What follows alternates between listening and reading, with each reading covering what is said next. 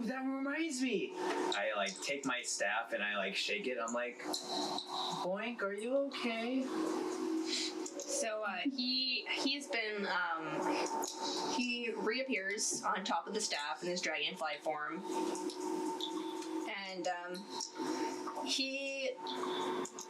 if a dragonfly could be sad, he's sad. He's kind of like the tail is like curved down, and he's just like, I'm okay. It's just hard. Luna kind of like reaches up and like strokes him with her finger affectionately. That feels nice.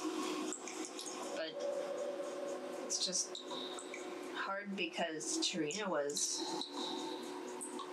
my anchor to this plane, and so now I feel lost. Well, I mean, can we find you a new anchor?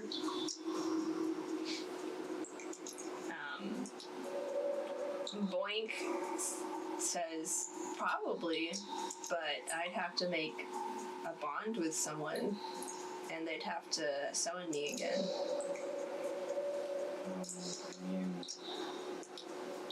I mean, I guess I have a strong bond with the Fae spirits, so I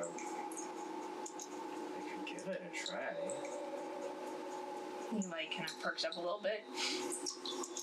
I mean, my spirit friends like to hang around as I tap the staff again, and just dancing lights come up, and you just see Ciara, just you see these like kind of like balls of light, very much like Zelda style. And they just like Navi battle. Yeah. Hail. And just like all of them just like kind of moving around in different like tempos. One is just kind of wandering and just kind of floating away. One is just like kind of bouncing up and just like really like excitable. One is probably playing with your ears. That's probably Pip. Yeah. It's like, oh, what is that? What is that? She's entertained. And like, Omdir has been hanging around too, but he's not as active as these guys. Yeah, he's like a gold light, and he generally like stays by Ellie. Yeah, I imagine he doesn't really come out when I cast dancing lights. Yeah.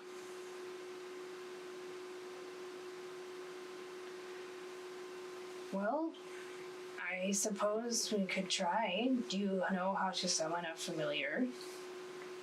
A familiar? That's Boink, sorry.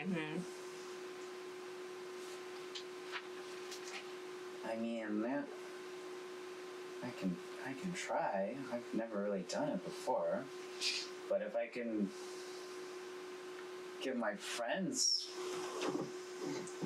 these forms, then it shouldn't be too hard, right? You feel them. Yeah, you can attempt to guide her in this process. And the spirits sort of approach you, and you see them kind of like dance around excited around you. Like they want to try it. Okay. So If you need any guidance for a familiar or something, then I can at least walk you through it if it's your first time. yeah, I mean, you summoned your octopus friend. I mean, yeah. So what do I have to do? And like I just kind of like put my hands out as if I'm like kind of like about to like cast a spell. And Let me get my razor. Let me give him a razor. Let me get my razor. Half all of her strength. Yeah, so she pulls out this brazier, roll an Arcana check. Yep. Here, out of character, I'm gonna be right back, okay? Sure. Okay, 17 plus 3 for Arcana, so that's 30, 20. Yeah, so you set it up flawlessly. You know, you take out the brazier, guide Ellie through all the patternings that need to happen, and then her spirit friends are on the edge of the circle. Boink kind of comes down and then sits in the brazier. And, And my last bit of advice, Ellie, is that picturing it is the largest part of it. You already know what you want it to look like. You already know what it looks like. As long as you have that vision in your mind, it'll work. Just trust the vision in your mind. Okay. No room for doubt. You got this. All right. And I put my hands over the brazier just above Boink. I look at, I turn back, I look at Ciara, and then I look at Boink. And I'm like, all right. And then I close my eyes. okay, so concentrate and you envision Boink and you remember your moments with Sirena and you use that memory to forge this bond between you and Boink. Because of you had a shared friendship between you and three of you had a shared friendship, and that's the bond that you can build on. And you envision Boink being engulfed in these green vines like a cocoon. And outside, those who are watching Ellie, you see the flame become green, and then Boink very calmly, he it's a little frightening at first because you see his old form burn away, and then and it's like from the ash rises this new form that's green, and it becomes filled with light and expands into a second dragonfly form. And when it comes back and settles, it's a dragonfly that is green and orange. Yeah, I will say that, like, during this entire ritual, Ellie's eyes have been closed the entire time, and, like, she just sees all these memories that she had of Sirena. Her choosing her pranks, her going to the arena in Toro, and them watching the fights with Canaris, them playing jokes on the demon, and tears run down her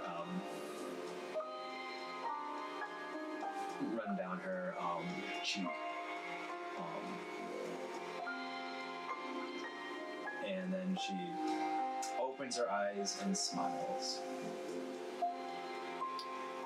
Boink flutters up from Brazier and then sort of buzzes around you and lands on your shoulder and says, I feel better now. Well, yeah, now you have a new home. Yeah. Splendid first summon. You did it! Yay! Like applaud of one teacher. Yay! Excellent work! You did it! Oh, yes. Gold star. Boink is now your... What's it called? Familiar? Familiar. There we go. I was like, companion? What? Familiar. Boink is now Ellie's familiar. Cool. Okay. Yay.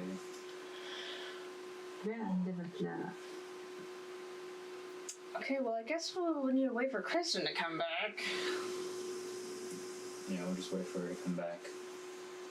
Ciara just packs up the brazier and I am here. I was just typing fast. Oh, okay. It's okay. I'll come back now. I just needed to get something out of my head onto paper. There's my Sandstorm is playing in the background while you type super fast. That's exactly what it sounds like when I try to be NaNoWriMo and fail it, but you know. Getting started. That's all that matters. Oh, man. Yeah, exactly. Alright, I so. was getting a little emotional during that. Wow, that was a good scene. That was a good scene. Glad I could witness it. Okay.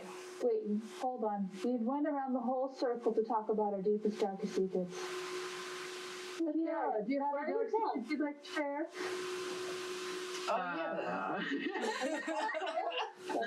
Gosh, I long lost. Yeah. I mean, I know we just met, but you're among good company. Seem like solid folk in my book. Mind you, it's a small book, so it's not terribly interesting. Just typical. It's a typical day, typical upbringing. I had a mother, a father, and well, atypical would be the relationship between the two of them is.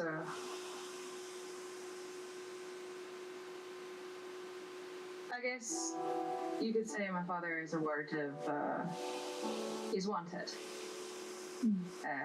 Growing up, he had ideals that don't really kin with our surroundings. He wanted for equal treatment among all, not just Drow, not just relegated to people within, but the people who are with us. So, you have your slaves, you have your other working class, and then you have the forgotten, the untouchables, and things like that. And he didn't really discern between them. He just simply wanted either freedom for them, or he wanted he wanted to give them voice, solace, and sometimes a place, a refuge before they can move on. And couldn't fathom for the longest time why he would do such a reckless and crazy thing. And then over time, I realized that maybe the reckless and crazy thing he was doing was potentially less harmful than I was raised to believe. I mean, Kenya, my mother, didn't really take to it, being a proud Drow woman and all, and wanting to raise me the right stead, but at the same time not wanting everything to come crashing down. So I sort of walked the tightrope along to keep things civil without anyone else knowing exactly the particulars of law breaking that my father does. So eventually, he was found out. Eventually, of course. You can't really have many secrets down here. It's a small, small world. And Beatrice. So, but he came before. He found out before they tried to get him, and I haven't heard from him since. And I like to think that, like the many people who pass through our doors, at his mercy, that he was shown the same mercy. So I like to think that he, and as well as the many he led out, got away and he's safe somewhere.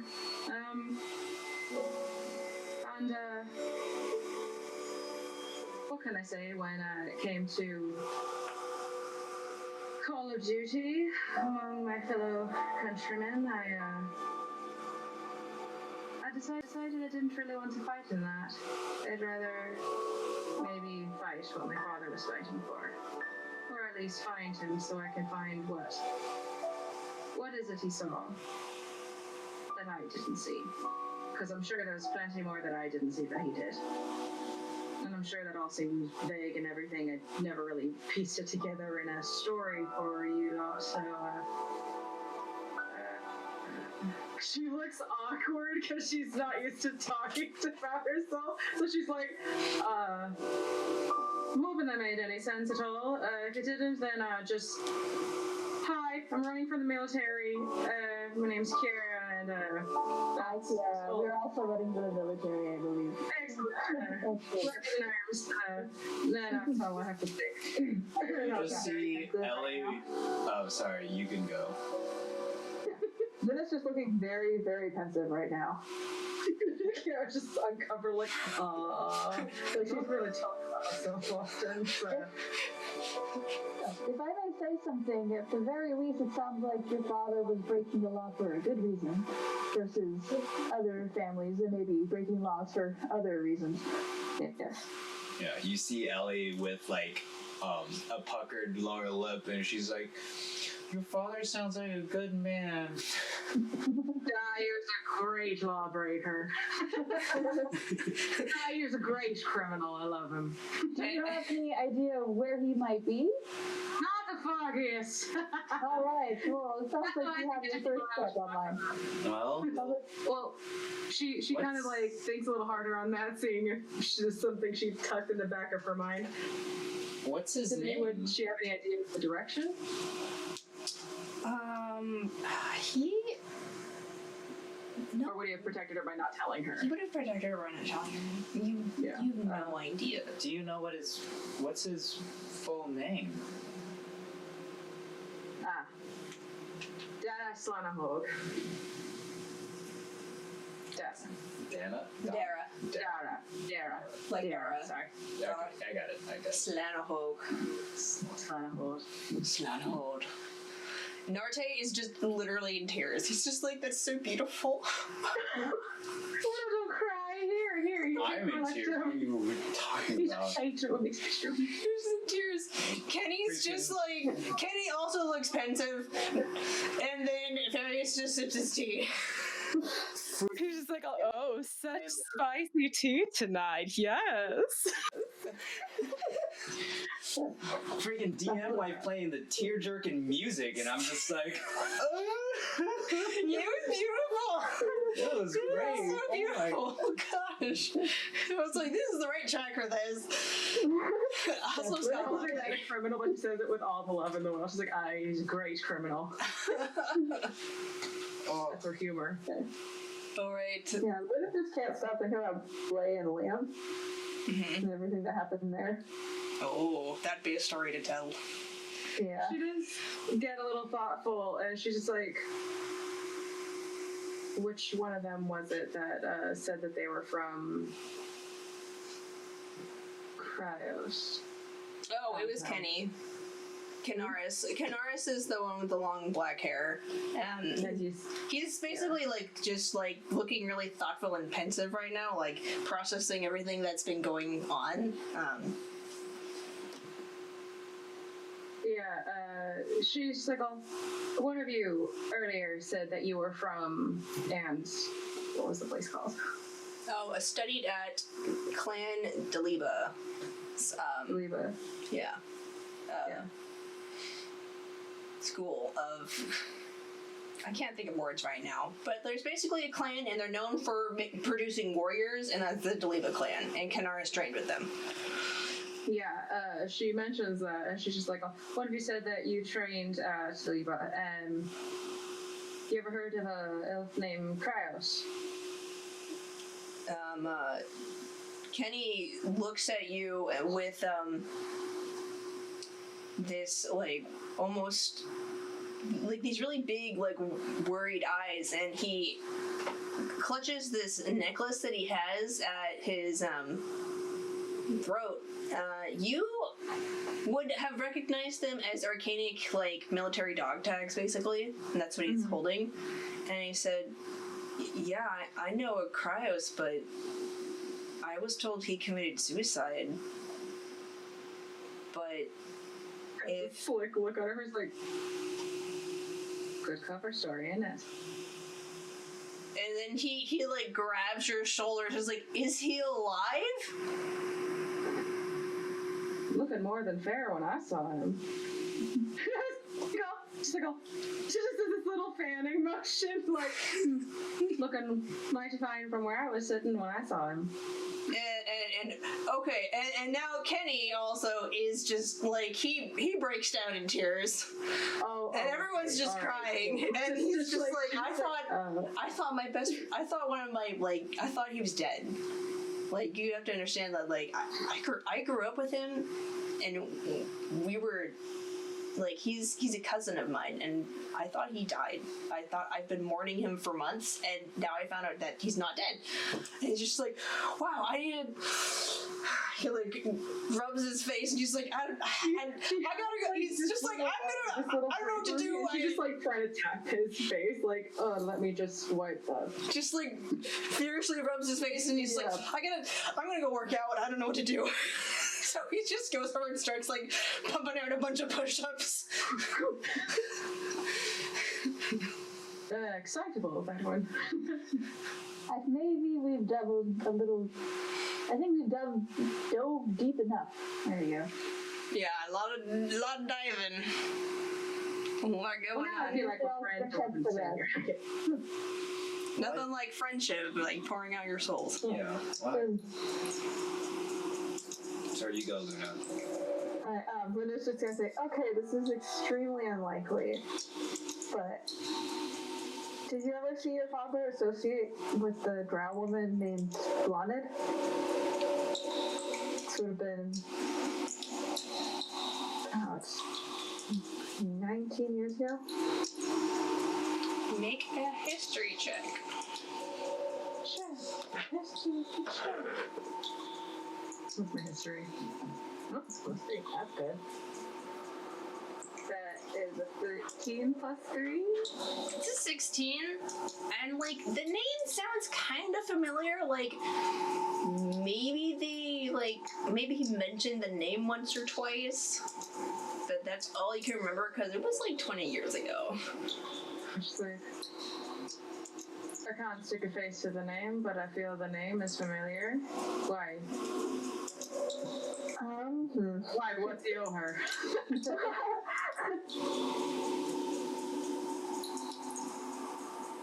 Nothing, not like that. She's very hesitant to bring it up because she doesn't know how Blay feels about other drow knowing like where she is. Mm-hmm. Wait, would Luna know? Make like I guess it would be an insight check because they're like, yeah, you can make an insight check at like disadvantage if you want to because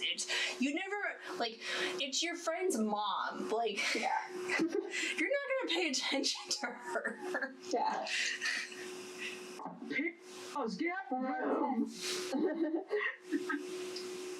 What was it? 10. 10. Yeah, you're not sure. You're like, I don't know if she'd be okay with this. No clue. Comes to you in the future. I just knew about her and Liam, that's all. You make another history check, Ciara. Because this would have been a scandal, so you might have actually heard about it. Scandal. Yeah. Scandal. Scandal's a magic word. Nat 20. What I get? Hey. Oh, okay. So this happened about like 20-ish years ago. There was a noble drow woman called Blenhood, and she ran away with her slave lover, and they fled and got out of the drought. They fled from Marinel to Toril and then got out. She got away, but Liam the slave was caught and brought back, and then was basically bailed out of jail and purchased by the lore matron in Toril. And so, like, that was a big stink for a while, because, like, that's unheard of, and so you were like, oh, that scandal. Now that you mention it, there's a big scandal that happened a little while back, and I regurgitate everything that you said perfectly and eloquently. I love it. Sorry. Coffee, pasta.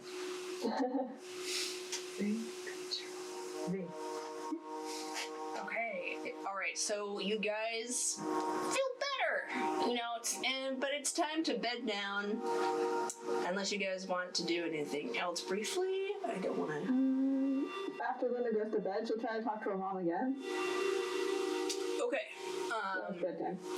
All right, Luna, make another wisdom check. 19.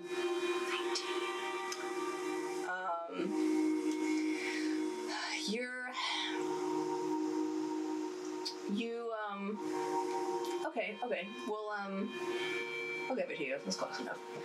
You reach back into, you fall into like the dreadic dream. You come back to that grass field, and you reach out with your mind and call to Jade, your mother, and she comes through the ephemeral dream space and is in your dream. I don't remember how I made her voice sound. Luna. Oh, it's good to hear from you. Have you made any... hugs her. Oh. In some degree of distress. And it's not quite the same as like a physical touch, but it's warming. And she hugs you back and says, "What's happened? You seem really upset." Sirena. Meliamne. She's dead. Jade's face just goes wide, like her eyes go wide and then just fall, and she's just like, "That poor girl. I'm so sorry." She hugs you tighter. She was murdered. We saw everything. It was just... She was murdered? Yeah. That's terrible. Wow. Should I tell the family? I think so. Okay, I will send word. I'll send word to that old toad. He may be terrible and awful to be around, but he should know that his kin is dead. Okay, thanks. Yes.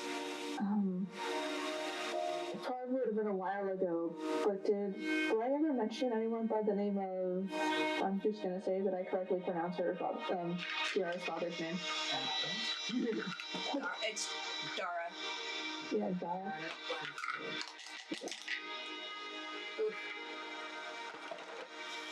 She kind of looks, you see her thinking really hard about it, and I gotta just,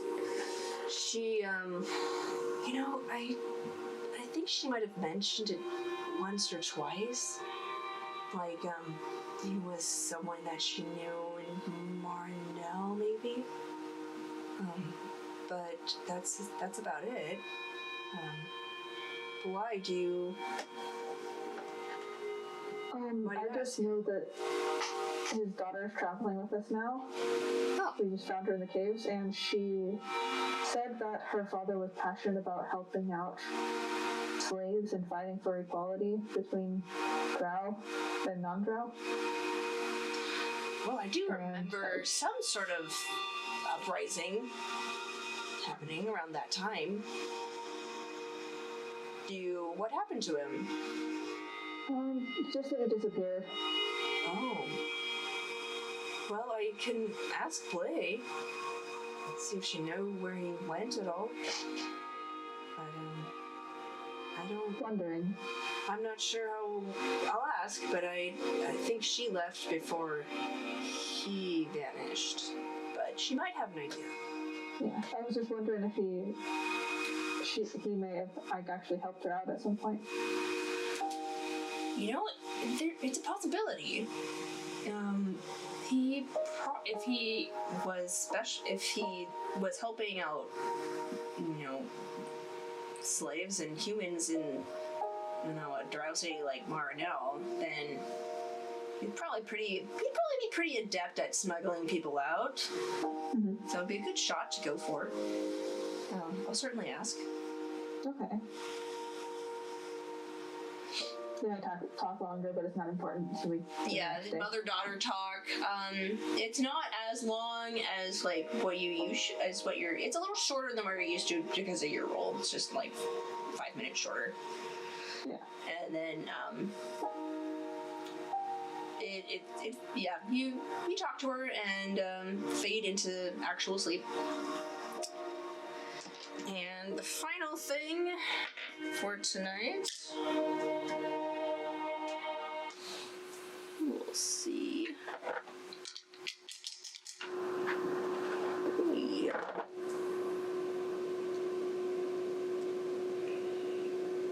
Ooh, okay.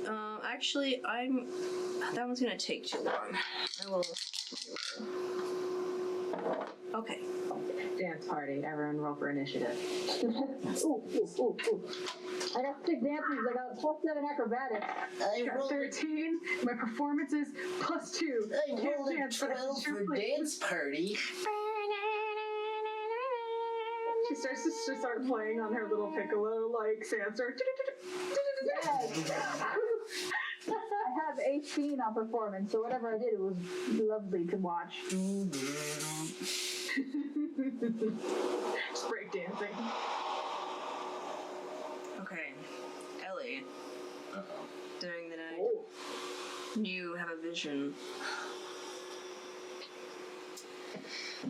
It's hard to fall into your trance as you keep hearing these whispers in your ears.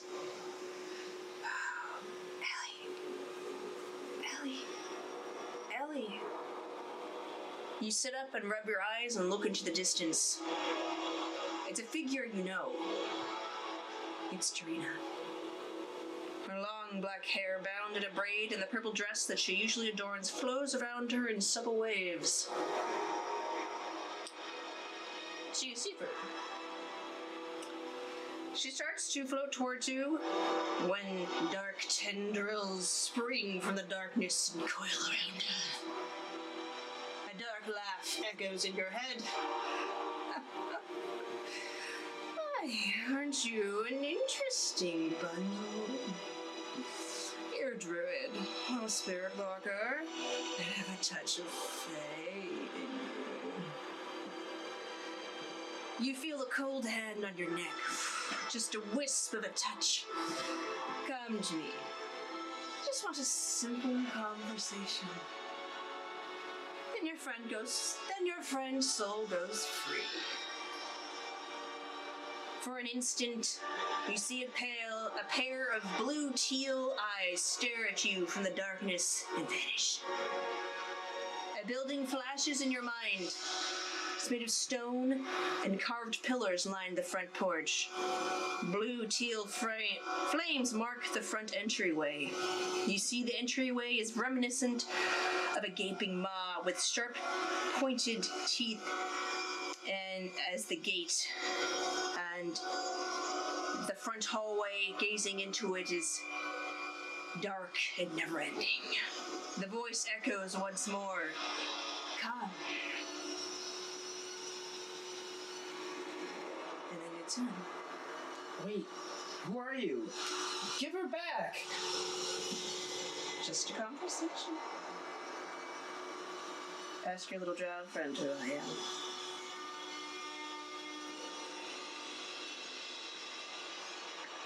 Wait, no! This fucking thing we pray.